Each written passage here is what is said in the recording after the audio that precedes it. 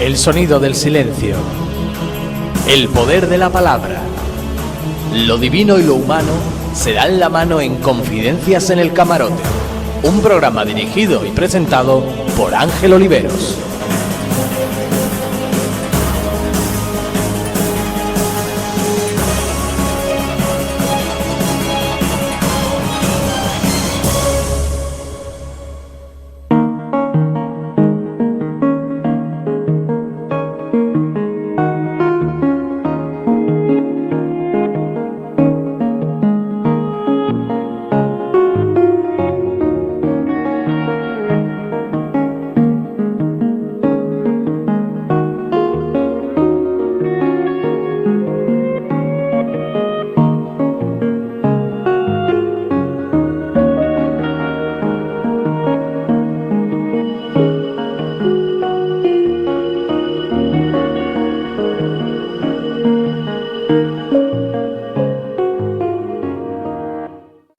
Es una persona que llega fácilmente a explicar lo que piensa, por mucho que improvise. Y él es un médico que ha tenido muy trillado el tema de los hospitales, de las casas de socorro, cuando estaban las casas de socorro en Sevilla y todo eso. Y después la ha montado en Mairena su clínica, una clínica muy interesante, y ha conseguido, a través de su búsqueda de su vida médica, pues ha conseguido dominar el tema del par biomagnético y del ozono, donde él cree que es muy difícil que una enfermedad pueda soportar el ataque de ese par biomagnético del ozono. Y bueno, es una persona además muy entrañable. Yo he tenido con él cosas muy importantes de otras personas que me ha atendido perfectamente y es una persona magnífica en su llegada.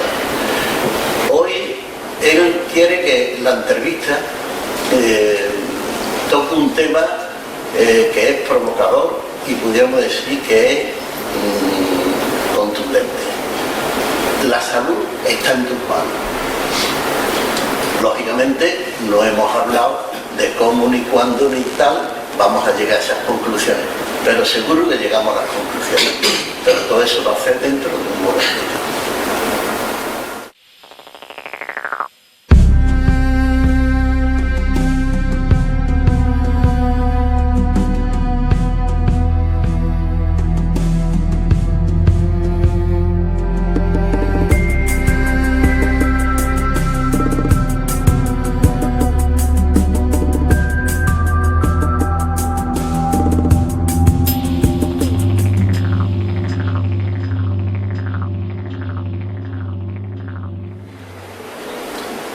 Bien, pues queridas amigas y amigos, estamos en Confidencias en el Camarote y bueno, como siempre, estos programas intentamos que sirvan para que circulen las ideas, para que corran las ideas y para que las personas puedan encontrar algo que le pueda llevar a un destino distinto, un destino que sea más agradable que el que tenemos en este momento.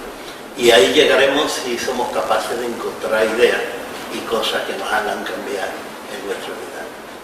Amigo Salvador. Muy buenas noches. ¿Qué tal? Muy bien. Aquí siempre encantado. Tú sabes que aquí estamos entre amigos. Y además ya te lo he comentado muchas veces que tenéis un grupo precioso, encantador, y aquí se encuentra uno en casa. Muy bien. Eso es verdad. Lo que ya no sé cómo vamos a llegar al final de que la salud está en tus manos. Sí, y además después de que me vas a perdonar un pequeño cambio en el programa, intentaremos llegar ahí. Pero es que hace una semana, cuando tuviste una conferencia muy bonita con una hipótesis que era preciosa, que era el de que si podíamos, a través de la palabra, influir en el ADN. Y la verdad es que la hipótesis era tan bonita que merecía la pena retomar ese tema. Tú te basaste principalmente en temas de los evangelios, de las escrituras, de las enseñanzas de Jesús, interesantes. Y ahí me gustaría darle un poquito otro enfoque, desde el punto de vista de lo que realmente sabemos de la ciencia.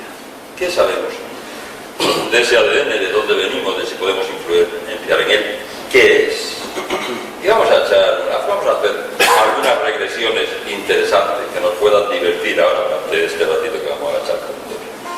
La verdad es que no sé si lo escucháis.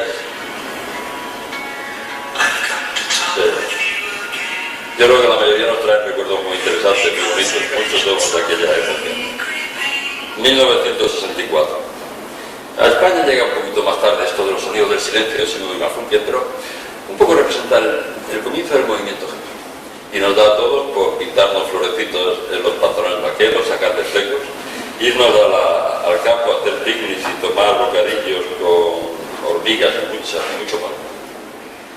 Y una de las cosas que también ocurre es que nos da por buscar si hay extraterrestres, emisiones que vienen de por ahí, y se pone de moda esto de intentar captar cualquier emisión que viniera de fuera. Hay dos físicos americanos, Endor Díaz y Robert Wilson, que en el 64 van a hacer estos picnics con la familia Campo y montan una antena más o menos primitiva para captar estas emisiones teóricamente a ver qué es lo que venía del espacio. Se encuentran que además era una antena que podías orientar hacia un lado y hacia otro, y se encuentra que cuando van a probarla tiene un ruido de fondo. Van a ver el porqué, si son unos palomos que han anidado dentro. Bueno, vuelven al próximo fin de semana al picnic y sigue habiendo este ruido de fondo. Van a ver el porqué, y es porque los palomos han pasado por allí y han dejado plumas. Que al final creo que hicieron arroz con palomo, y hasta que no hicieron arroz con palomo, otra familia no se solucionó el problema. Pero cuando lo hicieron volvieron y volvió a haber este ruido de fondo. Y empiezan a darle vueltas a ver qué podía ser, porque además lo enfocaran de donde lo enfocaran siempre era el mismo ruido. Y entonces al final llegan a la conclusión que es la radiación, lo que llaman radiación cósmica de microondas, que dicen que es el eco fosilizado del Big Bang. Ese eco que todavía queda del Big Bang. La verdad es que la comunidad científica tardó 14 años en darle la razón, pero en el 78 le dan el premio Nobel porque reconocen que era el eco fosilizado del Big Bang. Se despierta un interés muy grande por un poquito saber algo más de esto. Se envían dos naves desde la NASA, la COBE y la Wilkinson, y al final en el 2013 la Agencia Europea del Espacio manda el telescopio espacial Planck, que es el que nos da ya una imagen más nítida de cómo era el universo cuando nació. Estamos hablando de un universo que tenía solamente 360.000 años. Hay un magma de sustancia que todavía se está empezando a formar la materia. Los primeros electrones empiezan a dar las primeras órbitas estables alrededor de los núcleos, y hay un magma incandescente que lo inunda todo. En ese mapa hay algo interesantísimo, y es que desde el primer momento hay una intención diferente, clara, para cada punto del espacio. No es una explosión por las buenas, no, sino que ya desde el primer momento sabes lo que va a pasar en este sitio, en este sitio, en este sitio. Y la verdad es que 1000 millones de años después, gracias a esa intención, para cada sitio del espacio aparece la Vía Láctea, y tienen que pasar 8000 y pico de años para que aparezca la Tierra, gracias a esa intención. Eran millones. 4.500 millones, 4.600 millones de años tiene la Tierra, 13.700 desde el Big Bang primitivo, cerca de 9.000 millones de años. No son 9.000 años, son 9.000 millones de años, porque nosotros cuando nos remontamos para atrás, bueno, distinguimos entre antes o después de Jesucristo, 2.000 años más o 2.000 años menos, pero aquí para atrás hay una historia que es interesante de conocer. Y cuando se forma la Tierra, hace 4.600 millones de años, por el colapso de una nube molecular, es una zona del espacio donde se enfría lo suficiente y hay hidrógeno en suficiente concentración como para que se forme la materia. Todo el universo es un 90% de hidrógeno. El hidrógeno es el elemento más simple, que es simplemente un núcleo con un átomo, o sea, un átomo con un núcleo, con un protón, y fuera un electrón, nada más que un protón y un electrón. Cuando quitamos el electrón, nos quedamos con la partícula material más pequeña que tiene existencia real. Y el 90% del universo es esto. Hay un 9% que es helio, que son dos átomos de hidrógeno fusionados, y un 1% solo, que son todos los demás elementos de la tabla periódica. Entonces, hace 4.500 millones de años, empieza a enfriarse la Tierra y se forma todo el sistema solar. Hay que entender que nuestra estrella, el Sol, es de las más jóvenes que hay dentro de la Vía Láctea. Es decir, la Vía Láctea se están formando estrellas durante 8.000 millones de años antes de que aparezca el Sol. Y esto veremos después a ver cómo aparece. Bueno, en un principio es un magma incandescente, se están fusionando átomos de hidrógeno y creándose todos los demás elementos de la tabla periódica. Así, por ejemplo, cuando se fusionan 6 átomos de hidrógeno, aparece el carbono, con 7 el nitrógeno, con 8 el oxígeno, y así sucesivamente hasta que con 92 protones pues tenemos el átomo de uranio, y así se van formando todos los elementos de la tabla periódica. Ahí empiezan ya después a haber algunas cosas que son combinaciones entre ellos, y eso es muy curioso, porque hay ideas magistrales, como cuando el hidrógeno le da por combinarse con el carbono y sale toda la química orgánica. Tenemos que entender una intencionalidad, que cuando lleguemos a ver lo que pasa con los aminoácidos y cosas por el estilo,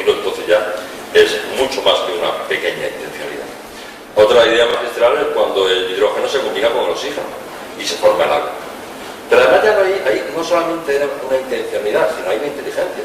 Porque en un principio se agota todo el oxígeno que hay en la atmósfera y se transforma todo en agua. De manera que la atmósfera de la Tierra al principio es completamente libre de oxígeno, no hay nada de oxígeno. La verdad es que el agua no solamente le tenemos que pensar que tiene algo de inteligencia, sino sobre todo cuando hemos visto en los últimos años todos los experimentos de Masuro Emoto sobre las memorias del agua, imagino que lo conocemos todo, también tenemos que entender que probablemente tenga sentimientos, por lo menos. Eso es lo que nos viene a demostrar Masuro Emoto. Así se va montando todos los elementos. Se tarda 600 millones de años, hasta el año 3000, hace 3.900 millones de años, no se separan las tierras del agua. Y ya hay ahí un ciclo continuo que el agua se evapora, lame la corteza terrestre de minerales y de sales, que llegan otra vez hasta el mar, se vuelve a evaporar. Y hay un ciclo continuo que indudablemente facilita la aparición de la vida. Pero la vida no aparece hasta 6.900 millones de años. Hay que esperar 400 millones de años más para que se cree el núcleo terrestre, el núcleo magnético de la Tierra. El exceso de hierro incandescente se va hundiendo hasta que forma en el centro de la Tierra un núcleo incandescente que gracias a la Luna, que gastamos 70 millones de años después y que gracias a ella vivimos, ese núcleo se mantiene en movimiento, genera el campo magnético, nos protege de los rayos solares y da la posibilidad de que se cree la vida en la Tierra. Bueno, tenemos el caldo marino, tenemos las fuerzas magnéticas y falta algo. Falta una molécula que representa el límite entre lo bioquímico y lo biológico, entre lo inerte y la vida, que es el ADN.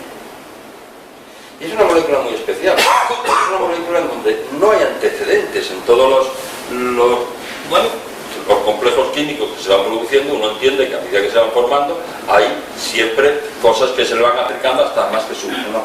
La molécula de ADN no tiene ningún precedente de ninguna molécula que se haya formado previamente que pudiera la química orgánica ver que pudiera deberse a esto.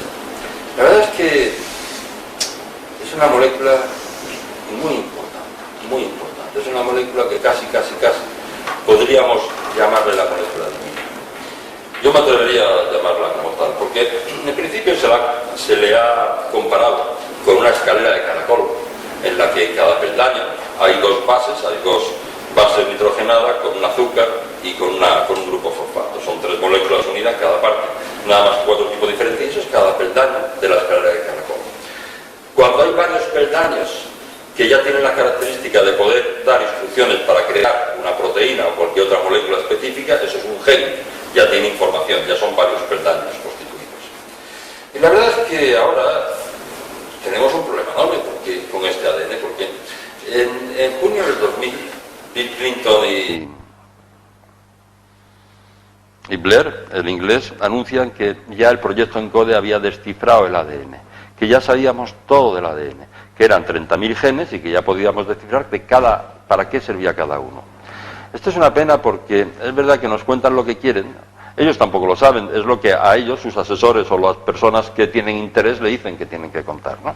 Y gracias a esto, pues ahora, por el BRA 1 o el BRA 2, te encuentras a mujeres que se amputan las mamas o que se hacen demasiadas cosas apoyándonos en esto de la genética.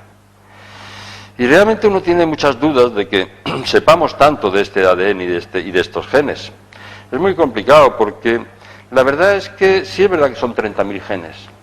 30.000 genes podrían desarrollarlo varias universidades, pero esos 30.000 genes son 6.000 millones de bases púricas o primídicas.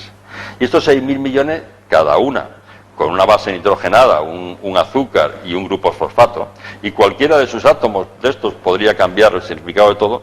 Hombre, que alguien se aprenda los 6.000 millones de bases ya a uno le cuesta un poquito de más trabajo. Pero hace un año, leía un artículo de la UPO, de la Universidad Pablo Olavide, muy interesante, sobre lo del proyecto ENCODE, que decía que lo único que había servido es para ver lo poco que realmente sabíamos del ADN. Como tú decías hace una semana, uno de los problemas que tenemos es que considerábamos que el 95% de ese ADN, del 95 al 97, era un ADN basura, que no servía para nada, y que solamente había un 5% que servía para codificar una proteína o para codificar una molécula específica. El otro era el ADN basura. Hoy lo que nos hemos encontrado es que tenemos un 99% de nuestro ADN igual al del mono. y nos diferenciamos solamente en un 1%. Pero es mucho más importante porque también hemos encontrado que tenemos un 99% de nuestro ADN igual al del ratón y al del elefante. Y todos los mamíferos tenemos un 99% del ADN en común. Y el que tengamos una trompa de metro y pico o una nariz de un ratón, nada más es que esos genes se expresan en más medida o en menos medida.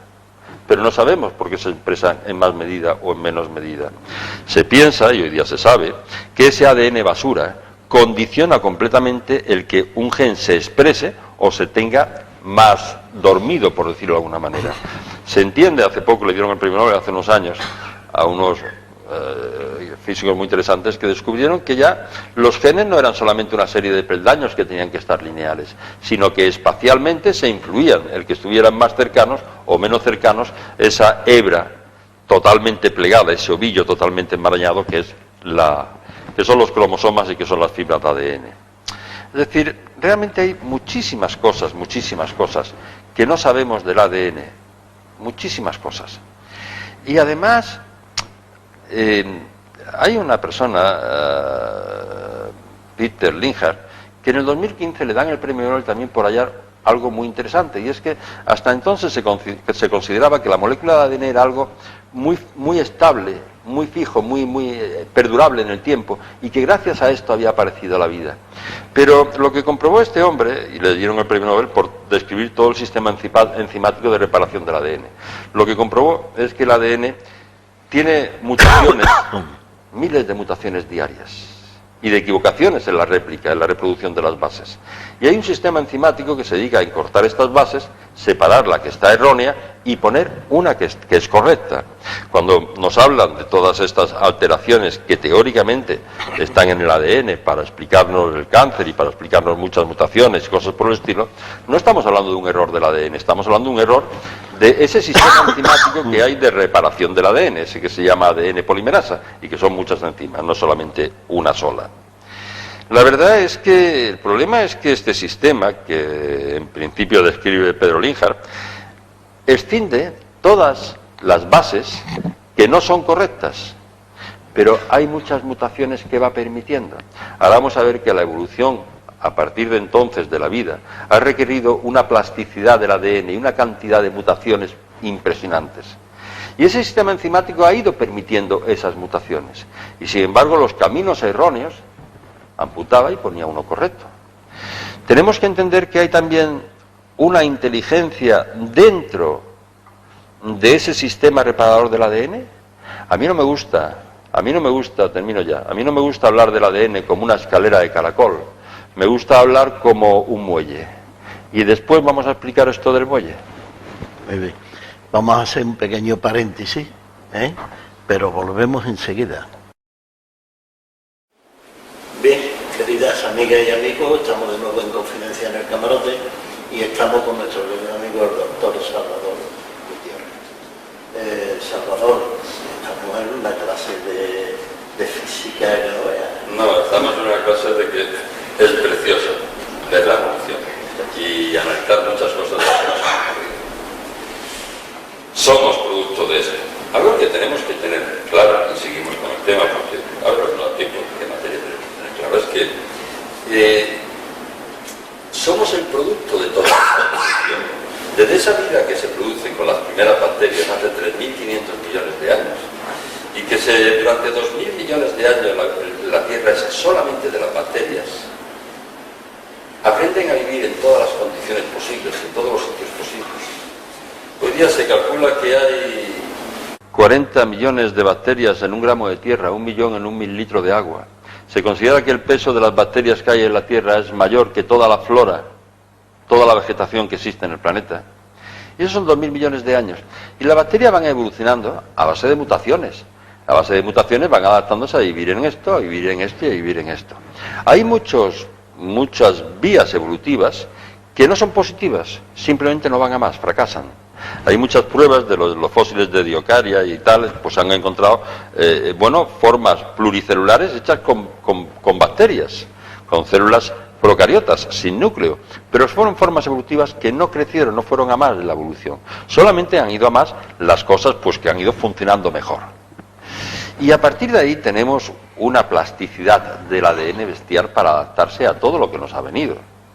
Sí, pensar un poquitín nada más en cuando salen esas plantas del agua y anidan en la tierra y tienen que fortalecer los tallos para no hundirse y aprender a sacar los nutrientes no de la sopa marina, sino de debajo de la tierra, y tener unos tallos suficientemente fuertes y la fotosíntesis es completamente diferente y todo, esa evolución de las plantas, pero fíjate que para que se desarrollen y salgan fuera del mar, necesitan también que se desarrollen al mismo tiempo los insectos, porque si no, no se polinizan.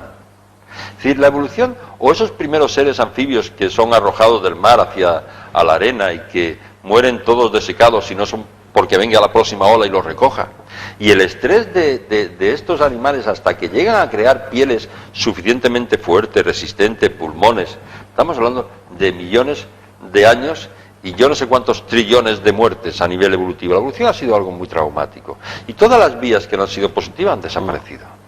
Eso hace que cuando aparece la medicina científica con Hipócrates de Cos, él nos decía, la medicina de Hipócrates era una medicina en principio pasiva. Él intentaba acompañar a la naturaleza en todo el proceso curativo. Él decía que el cuerpo, igual que había aprendido a curarse por fuera de cualquier herida y que le había costado, fijaros, los primeros anfibios que al más mínimo arañazo, pues se desecaban enteros por ahí, hasta que aprendimos a cauterizar las heridas con la fibrina y con todas las postillas, esas plaquetas secas que se nos forman.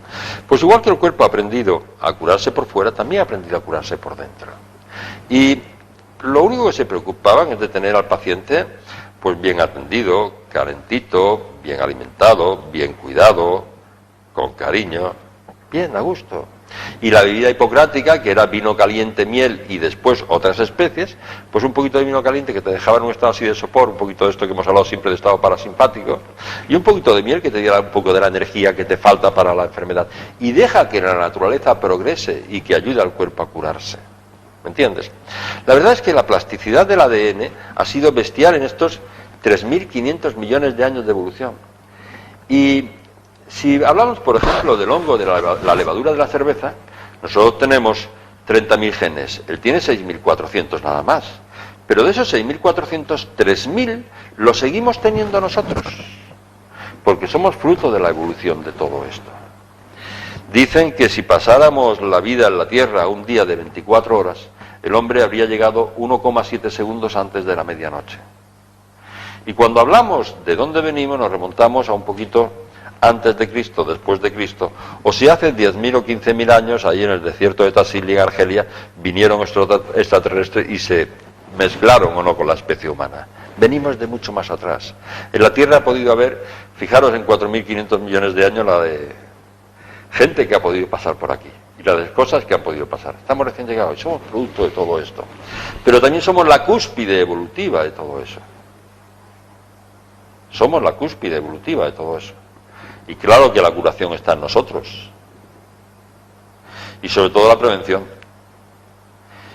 Yo ahí sé que después igual vamos a hablar de otras cosas, habrá más preguntas, pero yo insistiría en que en la época de Claude Bernard se le considera padre de la medicina experimental, y Rudolf Virchow, padre de la patología general, se consideraba que las enfermedades empezaban en las células. Y cuando las células estaban bien nutridas, bien oxigenadas y bien alimentadas, eran difícil que se pusieran enfermas.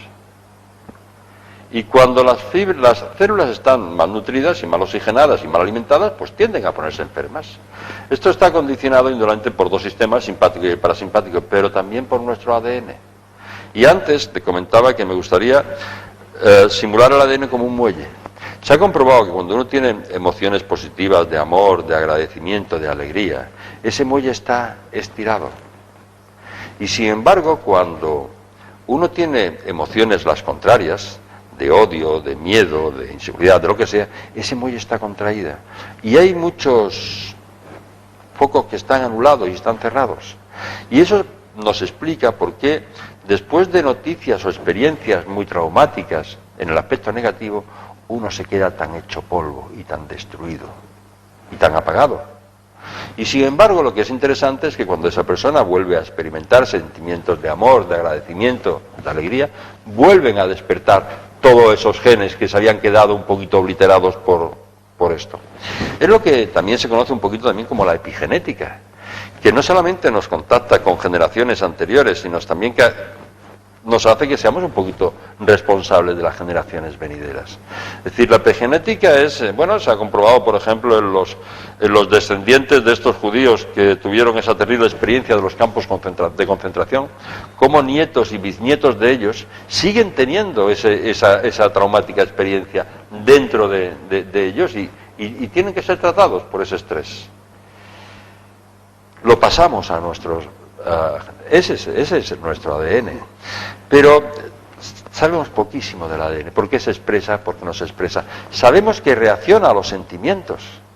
Sabemos que si cogen ADN de placenta, que dicen que es el más puro, y lo ponen entre 28 examinadores, que han sido entrenados a la hora de manifestar bien, pues expresiones de odio, o de miedo, o de lo que sea. Y se ha comprobado que ese ADN de la placenta reacciona a los sentimientos de esos operadores entrenados previamente. Y eran 28 y coincidieron todos. Se ha comprobado que el ADN nuestro influye en el exterior. Los primeros experimentos de Poponin, allá por la década de los 90, cogió una botella, le hizo el vacío, solamente dejó unos pocos fotones, metió una hebra de ADN y encontró que los pocos fotones que habían quedado en la botella se alinearon alrededor del ADN. Pero lo más interesante es que cuando después cogió y sacó la hebra del ADN, los fotones se quedaron ya con la forma previa que habían marcado el ADN. Es decir, nuestro ADN, claro que sabemos que influye en nuestro exterior, y mucho. En diciembre del 2004 salía un artículo muy interesante en la revista Discovery Salud, al que tú también te referías la semana pasada, en donde decía había unos investigadores, unos científicos rusos que nos decían que las palabras podían influir en el ADN y que lo habían demostrado con una serie de pruebas. Y yo creo que esto lo saben maestros esotéricos y maestros de hace mucho tiempo, que indudablemente que las palabras influyen en nuestro ADN, indudablemente. Claro que sí, claro que sí. Claro Jesús, que sí. el maestro Jesús lo sabía, tío. Sí. Mira, a mí me gusta, hay una persona que me gusta mucho, que es Carlos Castañeda, es un psicólogo argentino que vive en California hace ya muchos años. Ha editado muchos libros, tiene uno que son Las conversaciones con Don Juan. Y tiene una frase que te va a gustar. Y es la única que me voy a tener que leer porque no quiero equivocarme. La frase es demasiado bonita para inventármela o para ver si... Mira a ver si te gusta. Dice...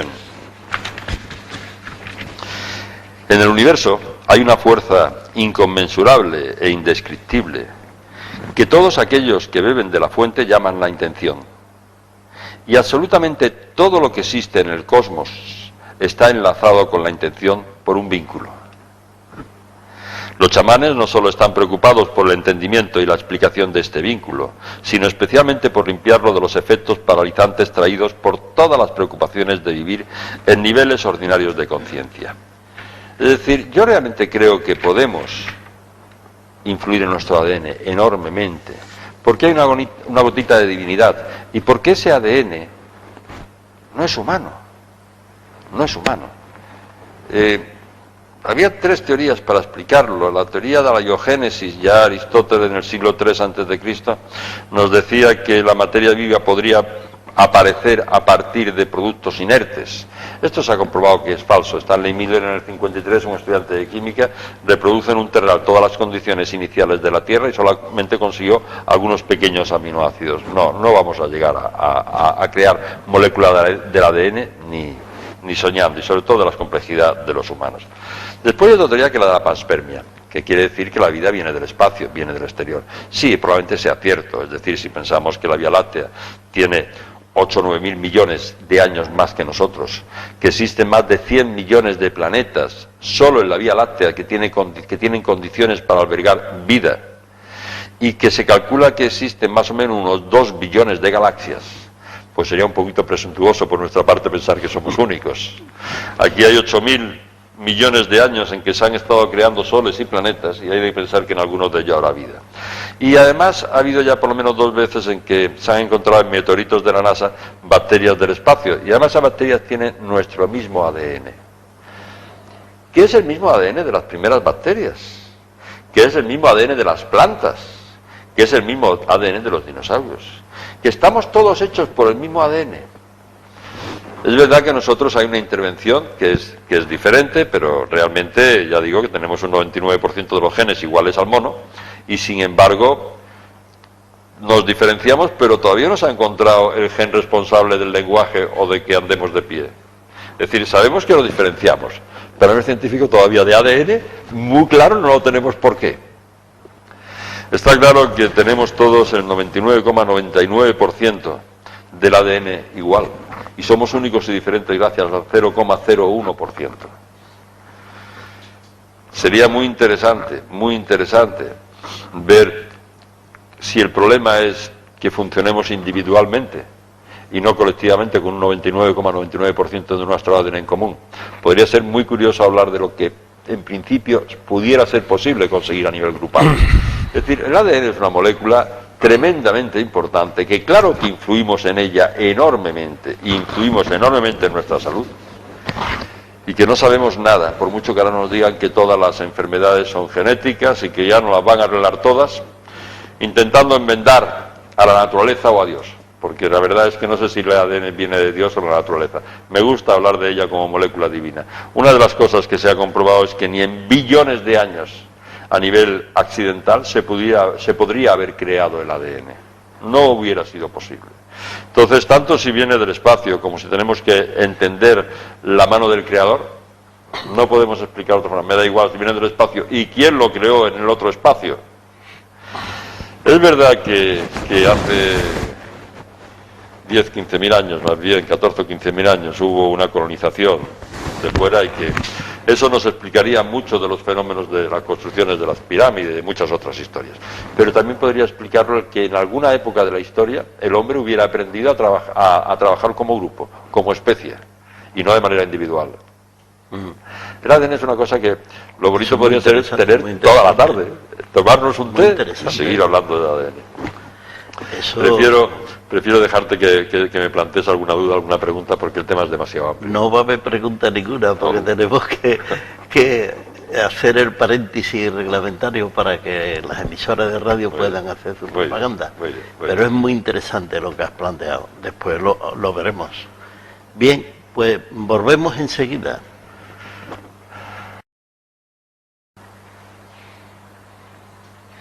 Bien, pues queridas amigas y amigos, estamos de nuevo en Confidencia en el Camarote y estamos tratando con nuestro querido amigo el doctor Salvador Gutiérrez un tema improvisado y además espontáneo, porque hoy teníamos que tratar sobre el tema de la salud está en tus manos y hemos empezado por el principio, pero eso nos puede llevar a tener varios programas, porque claro, es una descripción de la materia, de cómo se crea la materia y tal, que es fascinante, es extraordinaria. Y además después al final llega a una conclusión que es genial, porque claro, ahí empieza a aparecer algo que tiene un poder grandísimo y que es la humanidad. Cuando Jesús dice el Padre y yo y la humanidad somos uno, es que ahí está la clave. Ahí está la clave. Ahí está la clave. Y ese tema, ya lo verás, yo me voy a dedicar a explicar ese tema porque yo creo que a primero de año va a haber varios programas que vamos a tratar. Tú sabes que conmigo cuentas para esos temas porque son muy interesantes. Conmigo cuentas para eso de llegar a decir el 99,9% de los seres humanos tenemos el mismo código genético, sí, está claro, como yo digo algunas veces. No lo voy a decir ahora otra vez. Bueno, lo voy a decir. La célula número 3 del dedo gordo de mi pie no sabe que está trabajando para que nosotros hablemos. De la misma manera que yo no sé que estoy haciendo el programa para una humanidad que tiene millones y millones y millones. Y estoy trabajando para ese cuerpo. Pero a esa conclusión es a la que tenemos que llegar. Totalmente. A esa conclusión. 8.000 millones de individuos que forman un colectivo que si algún día intuyeran el potencial que tiene, y no hace falta que sean todos, sino una gran parte de ellos, me temo que sería tremendo el comportarnos como grupo, como especie, eso tendría un potencial tremendamente interesante hablarlo un otro día. Pero eso tiene enemigos poderosísimos. Bueno. Poderosísimos. Hombre, tenemos dos preguntas. Una de Marisol Pilar. Muy buenas tardes, doctor Gracias, Salvador. doctor. ¿Qué tal? ¿Cómo estamos? Bienvenido. Gracias. Quería hacerle una pregunta. Usted ha estado hablando de la genética, de los genes, de cómo influye la parte emocional en las enfermedades, y también ha hablado de cómo de una generación a otra puede influir, por ejemplo, el estrés, como ha pasado, por ejemplo, en los campos de concentración. Pero le hablo, por ejemplo, en el caso del cáncer. Personas que, por ejemplo, la familia ha tenido, la abuela, la madre y la tía, han tenido un cáncer, y una hija, ¿qué posibilidades tiene de tener cáncer? Por ejemplo, hemos visto en los medios de comunicación como la actriz Angelina Jolie, a causa de que su madre, su hermana y su abuela pues tuvo cáncer, se estripó los pechos. ¿Realmente eso es un mensaje positivo, un mensaje de miedo? ¿Se debe de hacer, no se debe de hacer? Yo creo realmente que si estuviéramos tan mal hechos no hubiéramos llegado hasta aquí. Yo creo que sabemos muy poquito del ADN, como he comentado antes. Entre otras cosas, no sabemos por qué los genes se expresan o no se expresan, mientras que no sepamos esto, absolutamente nada.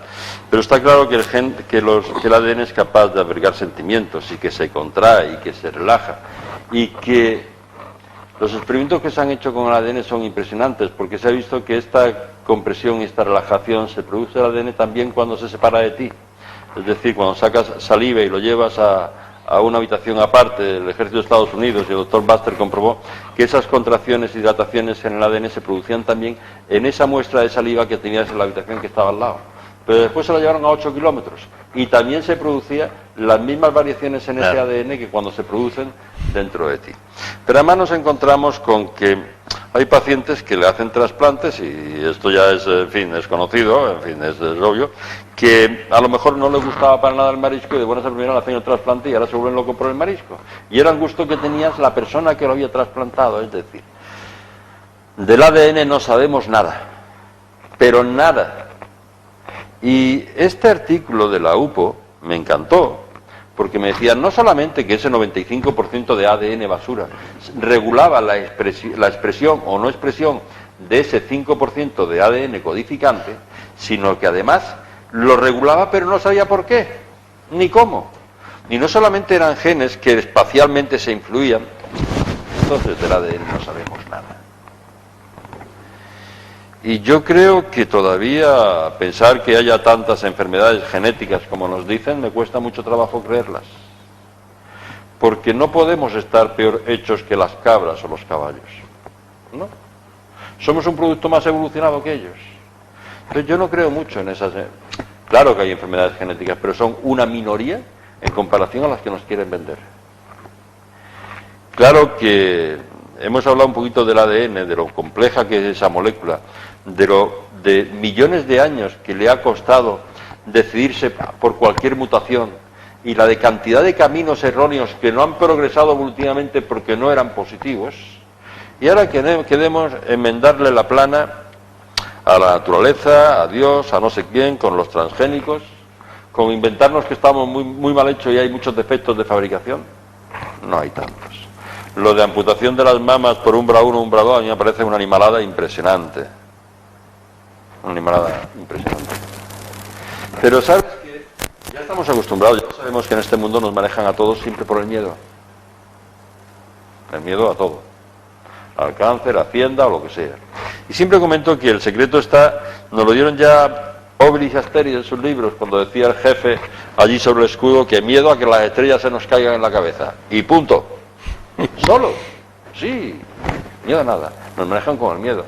Y con el miedo consigues que te metas a amputarte las mamas o que te metas en unos tratamientos, para mí, totalmente irracionales, como son los tratamientos del cáncer, que algún día podríamos hablar sobre ello, ¿no? Y que además tienen mucho que discutirse. Lo que pasa es que hablar de esto es un tema ya un poquito más complejo, más tabú y más problemático, pero aquí se puede, cualquier día le metemos mano. Aquí sí, aquí se puede. Pero no estamos tan mal hechos, no creo en tantos defectos genéticos, no creo en esto del BRA1 y el BRA2, no creo en nada que me venga por la misma fuente de la industria farmacéutica, que creo que tiene unos intereses crematísticos enormes, y todo lo que sacará será buscando una rentabilidad para crear un protocolo de... Yo en esas cosas no creo. Creo que somos mucho más. Yo voy por el sitio de Ángel, de que tenemos una gotita de divinidad, que podemos influir en nuestro ADN, que probablemente nuestros pensamientos sean las únicas energías libres que hay en el universo y que si te pones malo a ver qué es lo que has hecho mal, pero la solución está en nosotros, no está en el otro. Salvador, es que Marisol Pila ha planteado un tema generacional entre la niña y la abuela que tiene el mismo cuadro. Tienen el mismo cáncer, no sabemos si las mismas infecciones, traumas emocionales o del tipo que sea, eso no lo hemos investigado. Tenemos una consecuencia que es el que tiene dos cánceres similares. Eso no quiere decir que sea genético, eso quiere decir que hay un montón de factores que le pueden afectar a esa persona. Aparte de que yo creo que las causas nunca son una para todos, es decir, que el trauma emocional o esa antena de tantas mierdas de radiación que tenemos ahora con todo el tema telefonía igual la tiene encima, no lo sé, hay algo que le ha condicionado que tengan dos cánceres similares. Si yo creo que eso puede ser por un motivo genético, yo particularmente creo que no. ¿Podría tener más una referencia familiar, de constelaciones familiares? Mira, por ejemplo. Fíjate, es que cuando nos hablan de los cariotipos, de los genes, y nos dan ahí todos los 23 cromosomas alineados, y ahora nos dice que el cromosoma, que hay una trisomía del cromosoma 21, que quiere decir que el chico es mongólico, nada más que, o sea, vamos a ver si nos ponemos en nuestro sitio, que lo que nos dan es un cuadro donde hay 3 cromosomas de esto, pero nada más, porque no se sabe nada más. Es decir, el cromosoma 21 es el más pequeño de los cromosomas autosómicos, de los cromosomas, quitando los cromosomas sexuales, es el más pequeño. Creo que tiene nada más que 240 o 40 y tantos genes. Es pequeñísimo. Y si tenemos un 99% de nuestros genes iguales al ratón, pues bastaría coger al ratón, cogerle el cromosoma 21 y empezar a quitar este gen de aquí, este gen de aquí, este gen de aquí, y ya sabríamos todas la sinología del paciente del mongólico, a qué se debe cada uno de esos genes. Pero no se puede hacer. Y no se puede hacer porque estipa un gene, pero ese gene no es responsable de esta expresividad. Es ese gene más la influencia de todo lo demás que tiene alrededor. No podemos considerar ya los genes individuales. Volvemos a decir que ese 95% del ADN basura nos condiciona la expresividad o no de estos genes. Entonces no es tan simple como coger los 240 ratones, quitarles a cada uno de estos genes y ver de qué son responsables en el mongólico. No funciona así. La cosa es bastante más complicada. Por eso tengo que decir que nos están vendiendo el que ya sabemos todo del ADN. Y yo creo que es una molécula que no sabremos nada de ella, que me atrevo a llamarla la molécula divina, y que es el límite entre lo bioquímico y lo biológico, y entre la vida y la materia inerte. Es mucho más fuerte. No creo esto. No creo que las enfermedades sean genéticas, tantas como dicen, ni mucho menos. Son excepcionales. Esa definición de divina le puede venir muy bien, porque el ser humano, con su mente, con su capacidad espiritual, es capaz de influir en ella. Hombre, claro, si es que tú tienes ese ADN que hemos dicho que no es humano. Es la teoría de la panspermia y viene de otros mundos, me da igual. Si al final es lo mismo, es que ni en billones de años se podría haber mezclado estos componentes para que hubieran creado el ADN de esta forma. Por eso me gusta un poquito a lo mejor decir que puede ser la molécula divina. No vamos a descifrar el ADN tan fácilmente, ni vamos a echarle la culpa al ADN cuando, ya sea porque sea divina, que realmente no podríamos echarle la culpa de nada, o ya sea porque fuera la evolución, no de 3.500 millones de años, porque hemos dicho que ya medio admitimos que la vida viene del espacio, o sea, probablemente sea de bastantes miles de millones de años más. Pues démosle un poquito bueno, esto que decían antes en la mini, que esto es un grado, no la veteranía es un grado, démosle el grado de la veteranía, que son muchos miles de millones de años para haber llegado hasta aquí, en esa evolución del ADN. Y para mí lo que ahora nos están diciendo que ya lo han descifrado, ya no lo van a decir todo, ya... No. Bien. Paco. Salvador, buenas noches. Buenas noches, Paco. He cambiado la pregunta durante el programa 18 veces.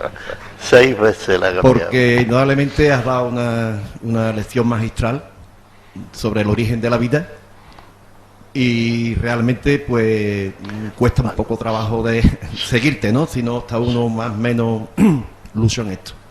Entonces, siguiendo un poco me ha sorprendido, he escuchado con bastante cuando has dicho que las células, el ADN tiene miles de mutaciones diarias, que las células bien nutridas y oxigenadas es salud, digamos. Entonces, una pregunta práctica para las personas que nos están viendo y escuchando. El pH, que es el termómetro del cuerpo, una célula cancerígena es aquella que se crea más bien en medio ácido que alcalino. ¿Es cierto? Hay una inversión. Es decir, lo que ocurre es que la célula es muy curioso porque dentro de la célula funciona en un pH de 7,0. Y todas las reacciones biológicas que se producen dentro de la célula es en 7,0. Sin embargo, fuera de la célula, el pH es 7,3 a 7,4. Y hay unos mecanismos en la membrana de la célula de transporte activo de iones hacia un lado hacia otro que nos hacen que exista esta diferencia de gradiente eléctrico entre el interior y el exterior. En la célula cancerígena se invierte. Es decir, en principio la célula en su interior se vuelve alcalino y en su exterior se vuelve muy ácido. Y esa inversión de estas probabilidades se producen por unas alteraciones que está muy clara que se producen en la membrana celular, que se producen principalmente cuando empezamos a metabolizar el azúcar sin oxígeno, de forma anaeróbica, que producimos 20 veces menos energía. Y esos transportes iónicos que hay a través de la membrana celular consumen energía, y de una manera ya no tenemos energía. Y empieza a haber un montón de alteraciones en todo estas, y se invierte realmente.